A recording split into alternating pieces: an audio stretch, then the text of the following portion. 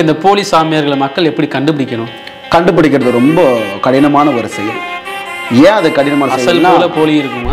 அடுத்தவங்களுடைய குடும்பத்தை கலைக்கணும், அவனுடைய தொழில் நட்டமாக்கணும், குடும்பம் கலையணும், அடுத்த மனைவியை பிரிக்கணும், அடுத்த மனைவியை தன்வசப்படுத்தணும், அடுத்தவனுடைய கணவனை நம்ப வசியப்படுத்தி வச்சுக்கணும், அவங்களுடைய பெத்த பிள்ளைங்க பராவரியா போகணும், தகாத உறவுக்கு வசியம் பண்ணி கொடுங்க, ஆணுக்கு ஆணை வசியம் பண்ணி கொடுங்க, பெண்ணுக்கு பெண்ணை வசியம் பண்ணி கொடுங்க அப்படின்னு நிறைய பேர் கேட்கறது உண்டு. நிர்வாண பூஜை மாந்திரிகத்துல உண்டு, இல்லாமல் இல்லை. ஒருத்தரை வசியப்படுத்துறதுக்கு தனக்குள்ள இருக்கக்கூடிய மாந்திரிக சக்தியை அதிகரிச்சுக்கிறதுக்காக தனி அறையில மாந்திரிகர்கள் அவங்களுக்கான பூஜையை செய்வாங்க.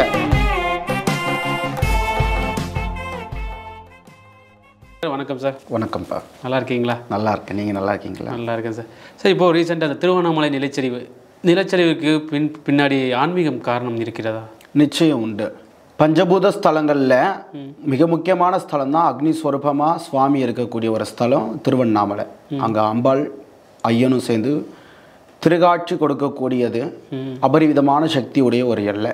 அந்த எல்லையில் பார்த்தீங்கன்னா சுவாமி லிங்கபானமாக இருந்தாலும் சுவாமி மலையாகவே அங்கே காட்சி கொடுக்குறாரு. புரியுதுங்களா? காசிக்கு போய் இறந்தால்தான் முக்தி, காசிக்கு போய் இறந்தால்தான் முக்தி, திருவண்ணாமலையை நினைத்தாலே முக்தி. அப்பேர் கொண்ட ஒரு சக்தியுடைய ஒரு ஸ்தலம்தான், ஆன்மீக பூமி தான் திருவண்ணாமலைன்னு சொல்லக்கூடிய ஒரு இடம். அந்த இடத்துல ஒரு நிலச்சரிவு ஏற்பட்டிருக்குன்னு சொன்னாக்கா அது ஒரு பேரழிவினுடைய தொடக்கம் தான் சொல்லணும். லோகத்தில் பார்த்தீங்கன்னா இன்னைக்கு அநியாயம், அக்கிரமம், அட்டூழியங்கள், கொலை, கற்பழிப்பு போன்ற தீய செயல்களை நோக்கியே நம்மளுடைய மக்கள் போகிறாங்க. புரியுதுங்களா? ஒரு குழந்தையுடைய கற்பழிப்பு, வயதானவர்களுடைய கற்பழிப்பு, இதெல்லாம் பார்த்தீங்கன்னா இன்றைக்கி ரொம்ப அளவில் அதிகமாக இருக்குது. இப்பேர் கொண்ட பாவ பூமியை எச்சரிக்கக்கூடிய வகையில் தான் சுவாமி தன்னுடைய முகத்தில் கிழித்து அங்கே நிலச்சரிவையும் ஒரு நீர் ஊற்றையும் கொண்டு வந்து ஒரு புக்தி புகட்டுறாரு. பில்லி சூனியம், இது எந்த தெய்வத்தை நம்ம வழிபட்டால் பில்லி சூனியம் தாக்காது?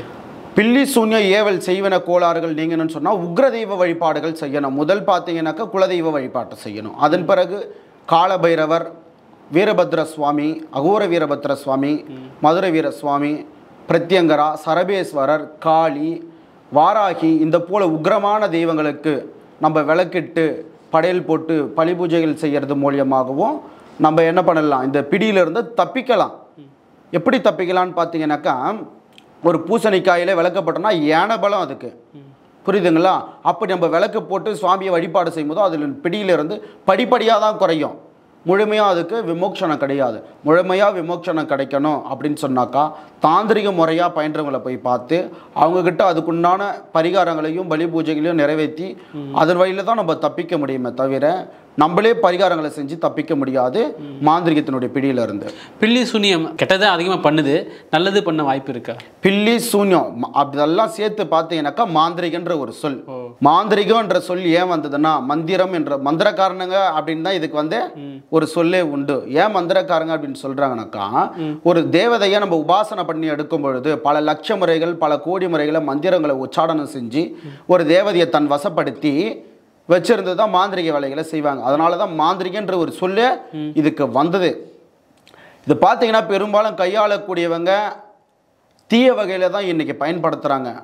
அடுத்தவங்களுடைய குடும்பத்தை கலைக்கணும், அவனுடைய தொழில் நட்டமாக்கணும், குடும்பம் கலையணும், அடுத்த மனைவியை பிரிக்கணும், அடுத்த மனைவியை தன்வசப்படுத்தணும், அடுத்தவனுடைய கணவனை நம்ப வசியப்படுத்தி வச்சுக்கணும், அவங்களுடைய பெத்த பிள்ளைங்க பராவரியா போகணும், பல வகையில் செய்யறது, கை கால் முடமாகணும், செல்வ செழிப்பு இல்லாமல் அவங்க பொருளாதார ரீதியாக பாதிக்கப்பட்டு நடுத்தரில் நிற்கக்கூடிய அளவுக்கு கூட சேவனைகள் செய்யறது உண்டு. நன்மைக்காக மட்டும்தான் நம்ம சித்தமார்கள் நம்மளுக்கு இதெல்லாம் சொல்லி வச்சுட்டு போனாங்க. அதை பயன்படுத்துறவங்க அது தீய வகையில் பயன்படுத்துகிறாங்க. பயன்படுத்துகிற மக்கள் பயன்படுத்துகிறாங்க. ஓகே, அந்த மந்திரவாதிகள் சொல்ல மாட்டாங்களா ஏமா இது தப்பு அப்படிலாம் சில பேர் சொல்ல மாட்டாங்களா? இல்லை பணத்திற்காண்டி அதை பண்ணிட்டு சொல்ல மாட்டாங்கப்பா. அவங்களுக்கு தேவை பணம், அவங்களுடைய தேவை பார்த்தீங்கன்னா பணம்.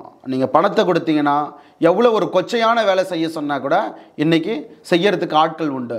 நம்மளுடைய செய்தி மலரில் ஏற்கனவே நான் பேசுனதை பார்த்துட்டு நிறைய ஃபோன் காலில் எனக்கு பார்த்தீங்கன்னா தகாத உறவுக்கு வசியம் பண்ணி கொடுங்க, ஆணுக்கு ஆணை வசியம் பண்ணி கொடுங்க, பெண்ணுக்கு பெண்ணை வசியம் பண்ணி கொடுங்க அப்படின்னு நிறைய பேர் கேட்குறது உண்டு. அதுக்கெல்லாம் நம்ம பண்ணி கொடுக்கறது இல்லை. புரியுதுங்களா? வசிய வேலைன்னு சொல்கிறது நல்லதுக்காக கணவன் மனைவி உத்தமமான உறவுக்கு சொல்லி வச்சுட்டு போன இந்த வசிய வேலையை தகாத வேலைக்கு பயன்படுத்தி அதன் மூலம் வருவாயை ஈட்டி இன்னைக்கு பகட்டா வாழக்கூடிய மாந்திரிகர்களும் உண்டு. அப்படி பயன்படுத்தக்கூடாது, நன்மைக்கு மட்டும்தான் பயன்படுத்தணும் மாந்திரிகத்தை. ஓகே, இந்த போலி சாமியார்களை மக்கள் எப்படி கண்டுபிடிக்கணும்? கண்டுபிடிக்கிறது ரொம்ப கடினமான ஒரு செயல். ஏன் அது கடினமான செயல்னா, போலி இருக்குமா? உண்டு. அவங்கள பார்த்தீங்கன்னா அவங்களுடைய பேச்சிலையோ அவங்களுடைய தோற்றத்திலையோ நீங்கள் கண்டுபிடிக்க முடியாது. அவங்க கிட்ட அருள் வாக்கு கேட்டிங்கன்னா அவனுங்க மாட்டிக்குவாங்க. எப்படி மாட்டுவாங்கன்னா, உனக்கு நடந்ததை அவன் சொல்கிறானா, உனக்கு நடக்க போகிறத நீ கணிக்க முடியாது. அவன் நடக்க போகிறத எதை வேணால் சொல்லிட்டு போயிடலாம். உனக்கு நல்லது நடக்கும் கெட்டது நடக்கும்னு சொல்லி முன்கூட்டியே நடந்த விஷயங்களை அவருக்கு சரிவர சொல்லணும். இருந்த பிரச்சனைகளை கரெக்டாக சொல்லணும், அதுக்கு வழிகளை சொல்லணும், இதிலிருந்து காப்பாற்ற பார்க்கணும். ஒரு மனைவியாகப்பட்டவ கணவர் பிரிஞ்சு போயிட்டுன்னு சொல்கிறாங்க, ஒரு மாந்திரிகர் நெருங்கி இதுக்குண்டான வழிகளை பண்ணித்தாங்க அப்படின்னு சொல்லும் பொழுது அதுக்குரிய வேலைகளை மட்டும்தான் செய்யணும். அவன் நிர்வாண பூஜைக்கு வாங்க, அதை பண்ணணும், நடுஜாமத்தில் வாங்க, அப்படி இவனுங்க தான் ஏமாத்துறவனுங்க. நிர்வாண பூஜை மாந்திரிகத்தில் உண்டு, இல்லாமல் இல்லை. ஒருத்தரை வசியப்படுத்துறதுக்கு தனக்குள்ளே இருக்கக்கூடிய மாந்திரிக சக்தியை அதிகரிச்சுக்கிறதுக்காக தனி அறையில் மாந்திரிகர்கள் அவங்களுக்கான பூஜையை செய்வாங்க. அவங்களே திகம்பரமாக இருந்து சுவாமிக்கு பலி பூஜைகளை செஞ்சு அதுக்குண்டான மூல மந்திரங்களை சொல்லி தனக்குள்ளே இருக்கக்கூடிய சக்தியை அதிகரிச்சுக்கக்கூடியது தான் இந்த திகம்பர பூஜை, நிர்வாண பூஜைன்னு சொல்கிறது. வரக்கூடிய மக்களை கிளைண்ட்டை வந்து நம்ம திகம்பரமாக உட்கார வச்சு செய்யணும்னு எந்த ஒரு வேதத்திலையும் சொல்லலை, எந்த ஒரு சாஸ்திரத்திலையும் சொல்லலை, அதர்வன வேதத்தில் சொல்லவே இல்லை. அது நிறைய பேர் இன்னைக்கு மிஸ்யூஸ் பண்ணுறாங்க. இந்த நிர்வாண பூஜை இது எதுக்காண்டி யூஸ் பண்ணுவாங்க? இந்த பூஜை எதுக்காண்டி பண்ணணும்? அதுக்கு தான் சொன்னேனுங்க, இது நிர்வாணம் அப்படின்னு சொன்னாக்கா பிறந்த மீனிங். பூமிக்கு இப்படி தான் வந்தோம், நாளைக்கு மண்ணுக்கு போன பிறகும் இப்படி தான் இருக்க போகிறது. காளி பார்த்தீங்கன்னா திகம்பரி இல்லை. நான் கேட்டது வந்து நிர்வாண பூஜை வந்து மற்றவங்களை பழி வாங்கிறதுக்காண்டி நிர்வாண பூஜை பண்ண, அதை தான் சொல்ல வரேன்.